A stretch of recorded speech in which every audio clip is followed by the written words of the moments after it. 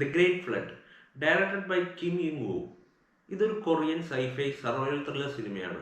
ഇതിന്റെ theatrical release കഴിഞ്ഞിട്ട് കുറച്ച് നാളായി. കൊറിയയിൽ സെപ്റ്റംബറിലായിരുന്നു ഇതിന്റെ തിയേറ്ററിക്കൽ റിലീസ്. ഇപ്പൊ ഡിസംബർ 19 നെറ്റ്ഫ്ലിക്സിലൂടെ OTT റിലീസ് ആയിട്ടുണ്ട്. ഈ സിനിമയുടെ ട്രെയിലർ ഞാൻ കണ്ടിട്ട് കുറച്ച് നാളായി. അത് കണ്ടപ്പോൾ ഞാൻ വിചാരിച്ചത് ഒരു സാധാരണ ഒരു സർവൈവൽ ത്രില്ലർ സിനിമയാണെന്ന് വിചാരിച്ചാണ് ഇന്നലെ ഉച്ചക്ക് ഞാൻ ഈ സിനിമ കണ്ടു തുടങ്ങിയത്. ബട്ട് ഈ സിനിമ കണ്ടു കഴിഞ്ഞപ്പോൾ എനിക്ക് കിട്ടിയ ആ ഒരു ഫീൽ ഉണ്ടല്ലോ, അത് പറഞ്ഞറിയിക്കാവുന്നതിൻ്റെ അപ്പുറമാണ്. കാരണം അത്രക്കും കിടിലം പടം.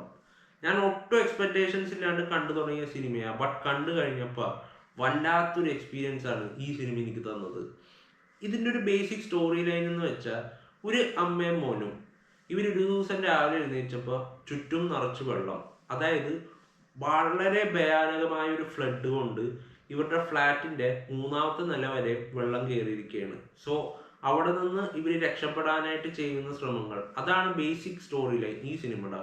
ഇത് കണ്ടു തുടങ്ങിക്കഴിഞ്ഞപ്പോൾ ഞാൻ വിചാരിച്ചോ സാധാരണ ഒരു സർവൈവൽ ത്രില്ലർ സിനിമ. ബട്ട് കുറച്ച് അങ്ങോട്ടും കൂടി പോയി കഴിഞ്ഞപ്പോൾ ഇത് സൈഫൈ ആയി. പിന്നെ കുറച്ച് അങ്ങോട്ടും കൂടി പോയി കഴിഞ്ഞപ്പോൾ ഇത് വേറെ എന്തൊക്കെയോ ആയി. അവസാനം ക്ലൈമാക്സ് എത്തിക്കഴിഞ്ഞപ്പോഴാണ് ഇതിൻ്റെ ഒരു ഹോൾ പിക്ചർ എനിക്ക് കിട്ടിയത്. ഈ സിനിമയുടെ ഏറ്റവും മെയിൻ പോസിറ്റീവ് ഇതിൻ്റെ സ്ക്രീൻ പ്ലേ ആണ്.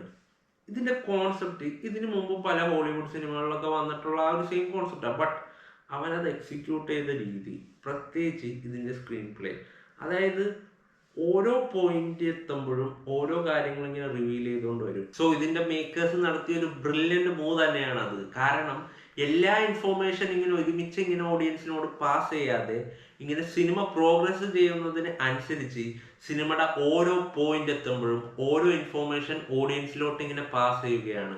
ഈ ഓരോ ഇൻഫോർമേഷൻസ് എല്ലാം തന്നെ വളരെ ട്വിസ്റ്റഡ് ആണ്. എല്ലാം തന്നെ നമ്മൾ ഓഡിയൻസ് എന്ന രീതിയിൽ നമുക്ക് ആ ഇൻഫോർമേഷൻ നമുക്ക് ഇങ്ങോട്ടേക്ക് കിട്ടുമ്പോൾ ഉണ്ടല്ലോ, നമുക്ക് കിട്ടുന്നത് വല്ലാത്തൊരു ഗംഭീര എക്സ്പീരിയൻസ് ആണ്. കാരണം we didn't see that coming. നമുക്ക് ഒരിക്കലും പ്രെഡിക്റ്റ് ചെയ്യാൻ പറ്റാത്ത രീതിയിലാണ് ഈ സിനിമയുടെ ആ ഒരു സ്ക്രീൻ പ്ലേ ഒരുക്കിയിരിക്കുന്നത്. Brilliant screen play and brilliant writing. ഈ ക്യാരക്ടേഴ്സ് ഒക്കെ എഴുതിയിരിക്കുന്നത് നല്ല കിടിലനായിട്ടാണ്. ഇവരനുഭവിക്കുന്ന ആ ഒരു ട്രോമാറ്റിക് എക്സ്പീരിയൻസുകൾ, ഇവരുടെ ആ ഒരു പാസ്റ്റ് ലൈഫ്, ഇതെല്ലാം തന്നെ കവർ ചെയ്തുകൊണ്ടാണ് സിനിമ മുന്നോട്ട് പോകുന്നത്. Everything was well written. ഈ അമ്മയും മോനുമായിട്ട് അഭിനയിച്ചിരിക്കുന്ന ഈ 2 ആക്ടേഴ്സും അവരുടെ ആ ഒരു കെമിസ്ട്രി നല്ല സിങ്ക് ഉണ്ടായിരുന്നു. ശരിക്കും നമുക്ക് ഇമോഷണലി ഫീൽ ചെയ്യുന്ന രീതിയിലാണ് അത് എഴുതി വെച്ചേക്കുന്നതും ഈ 2 ക്യാരക്ടേഴ്സും പെർഫോം ചെയ്തതും.